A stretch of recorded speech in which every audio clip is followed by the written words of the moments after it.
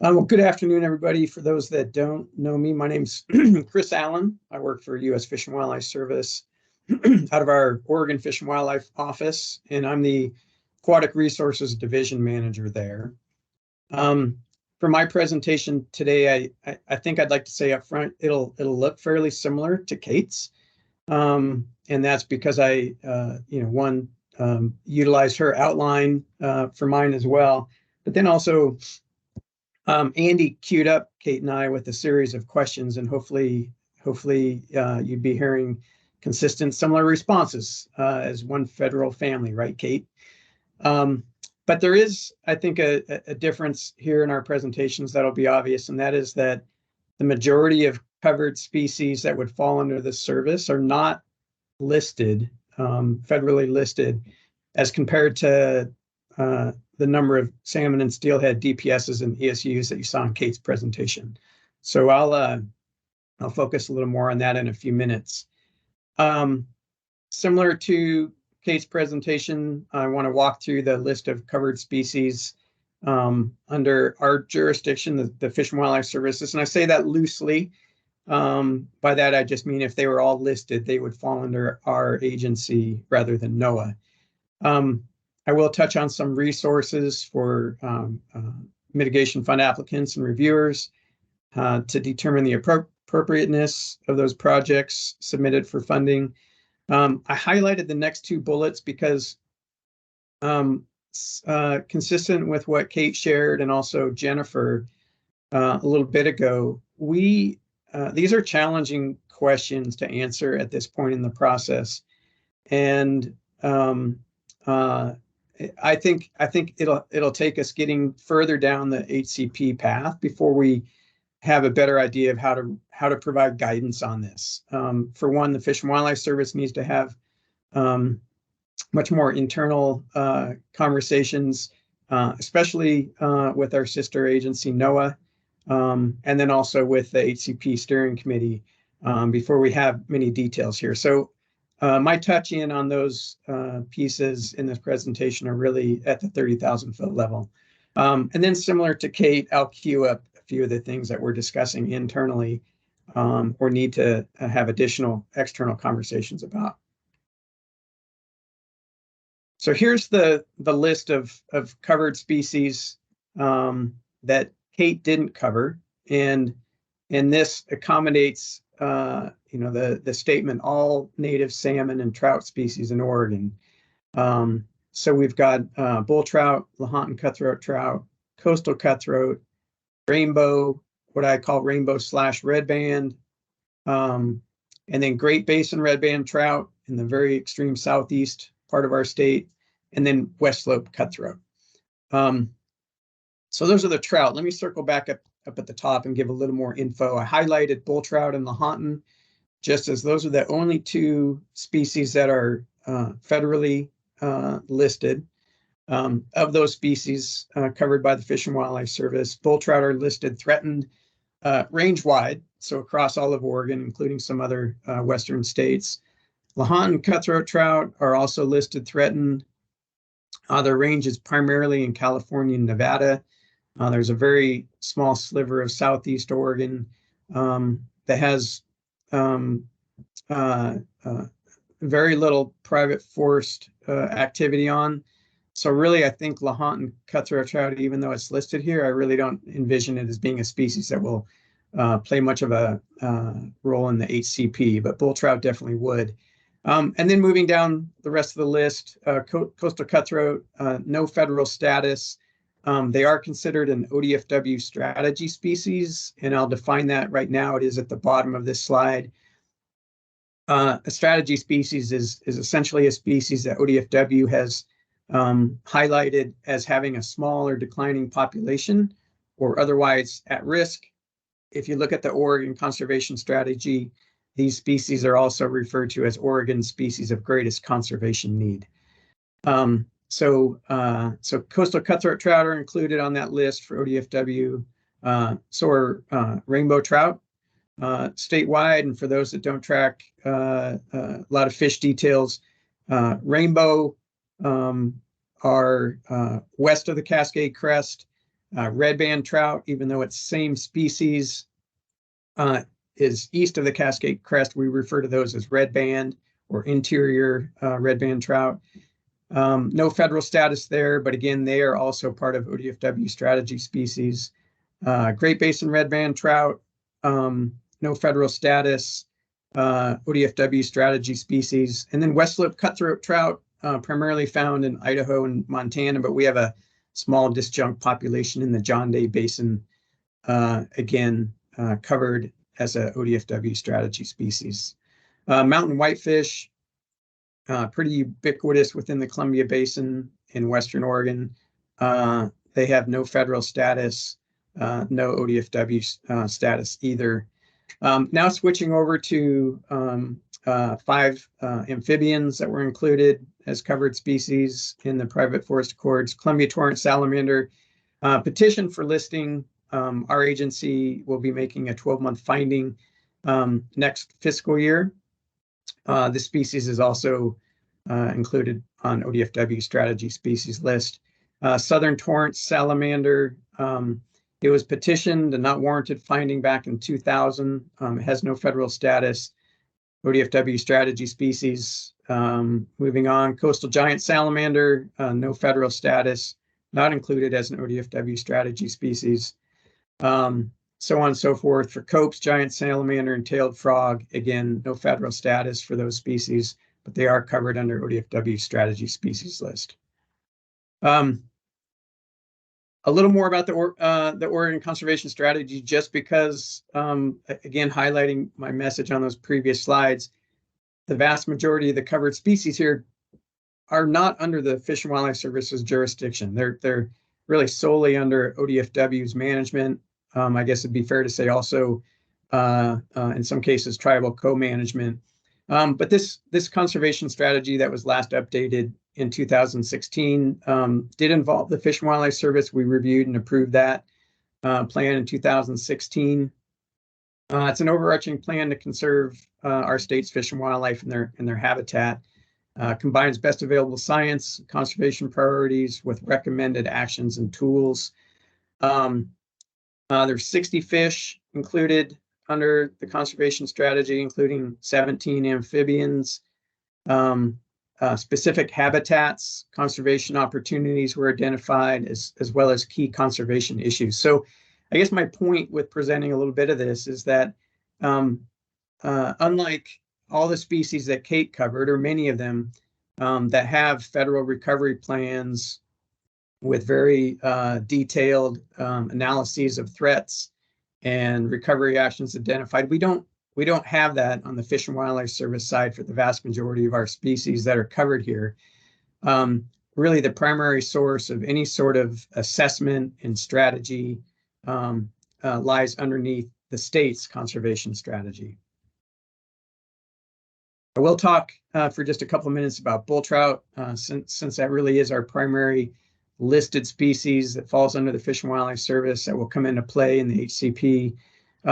We finalized a recovery plan for that species in 2015. The full range is shown in this illustration here. The species is broken out into a number of recovery units, of which Oregon has 4. We call those recovery unit implementation plans, and they are under the umbrella 2015 recovery plan. In Oregon, we've also developed a step-down approach to help implement the recovery plan. We call that the Oregon Bull Trout Strategy.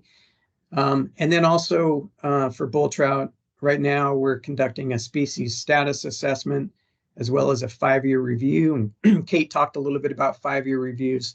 Both of those are due at the end of this calendar year, with the 5-year review essentially serving to assess whether the current classification as threatened across the range is still appropriate and any sort of recommendations for any changes needed.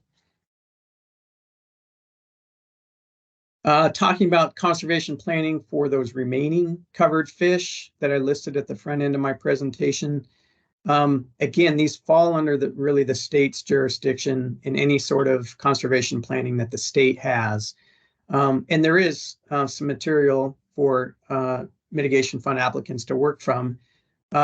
There are species management unit state assessment plans and conservation recovery plans for some of these species, including coastal cutthroat trout. Again, for rainbow and red band, both west side and east side, we're talking about the same species as a steelhead. So essentially, those recovery plans for steelhead would serve for conservation activities for rainbow and red band as well.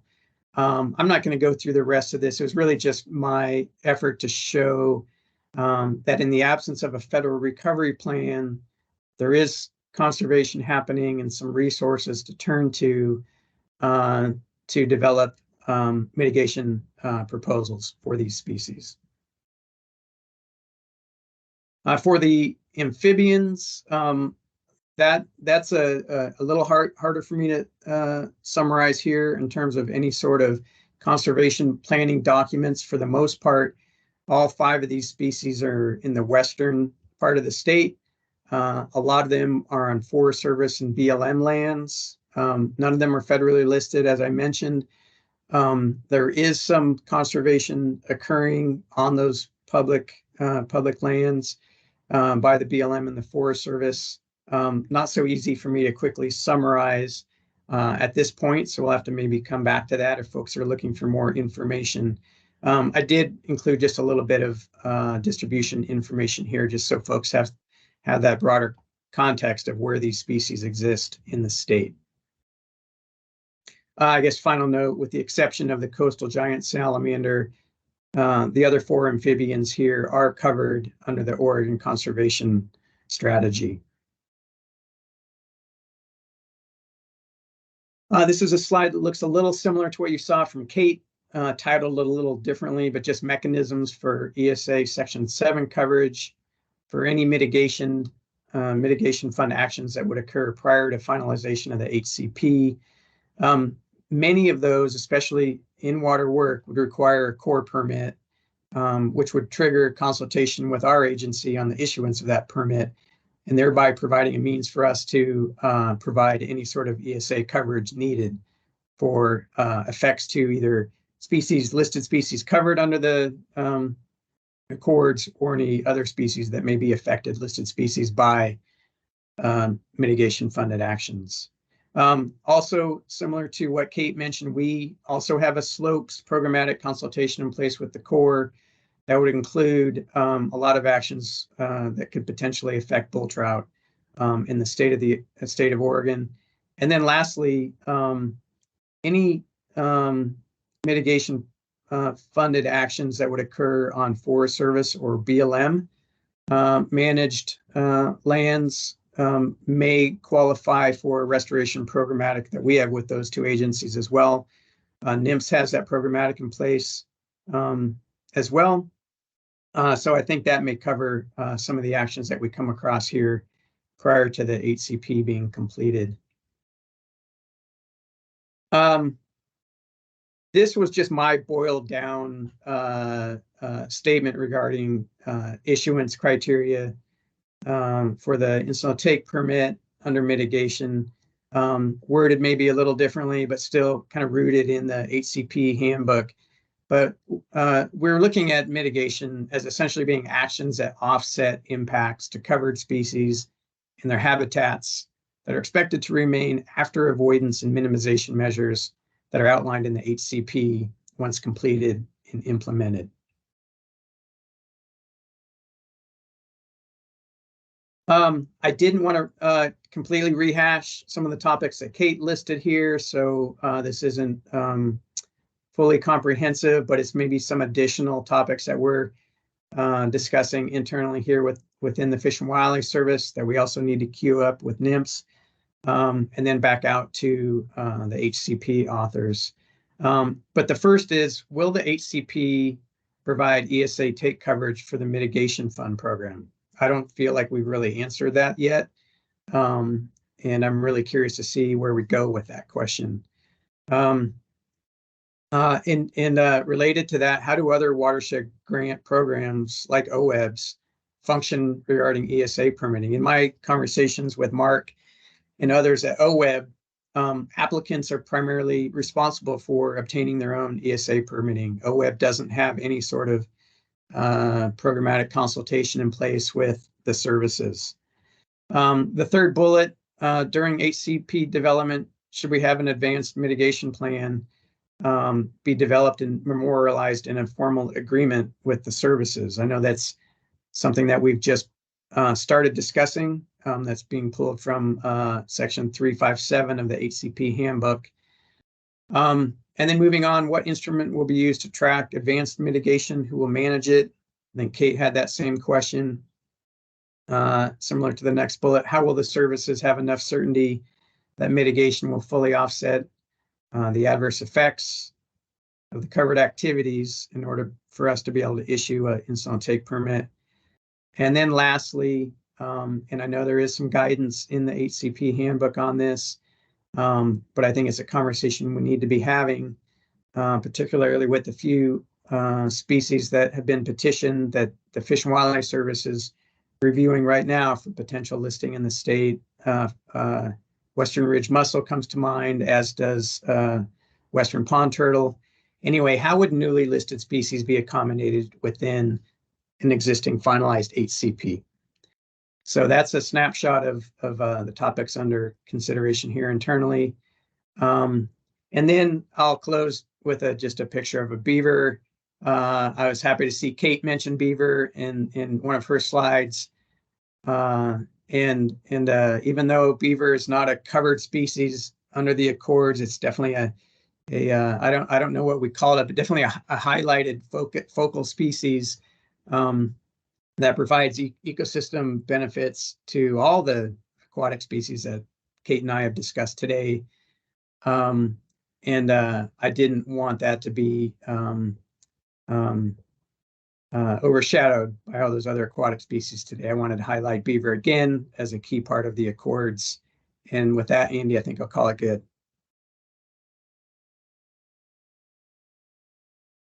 All right, thanks, Chris. If you wanted to go back to your other slide with the questions, just to facilitate any discussion. Yeah, I guess at this point, if you have any questions, we still have time right now. We have a few minutes left in this agenda item.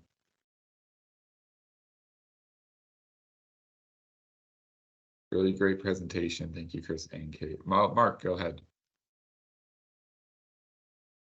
Oh, you're muted, Mark. From both Chris and Kate, I'm kind of digesting just from a consultation section 7 perspective, the complexities of all of these. And I guess I'm wondering, does that mean most project applicants would need to have gone through some sort of consultation before they submit their proposal? Or, and since the HCP obviously isn't near final yet, is there any sort of blanket process, or blanket's maybe the wrong word, programmatic process for people participating in this program to work through their consultation issues? Yeah. I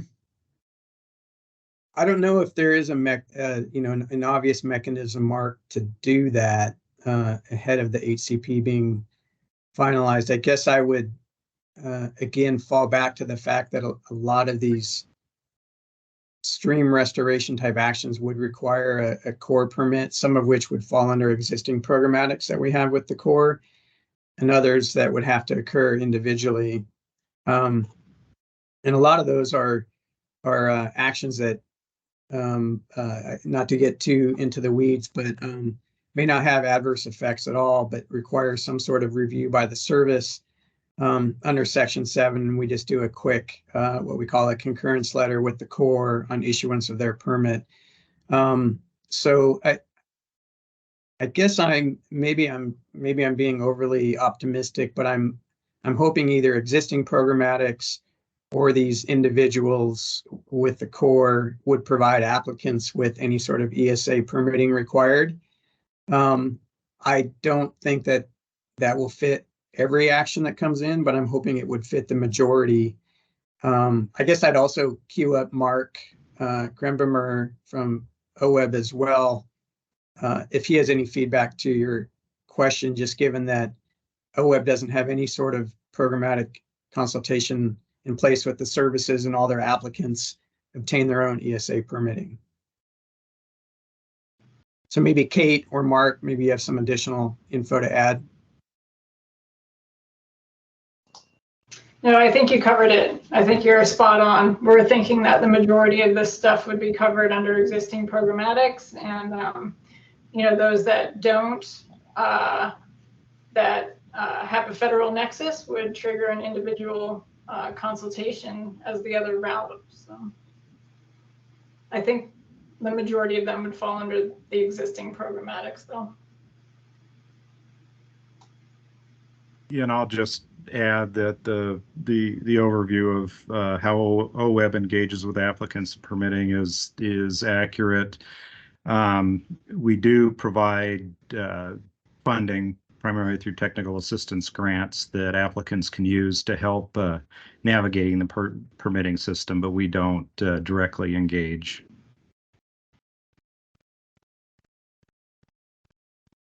Keith? So 2 comments. One, again, great presentation. Chris, and I heard, you know, there's the degree of specificity with respect to offsetting the impacts of incidental take. It seems to me would be appropriately calibrated to what you think might be the amount of incidental take that occurs. That is to say, in circumstances where, due to the conservation measures implemented, there is no or virtually no incidental take, then I don't know that the math has to be too pointy-headed.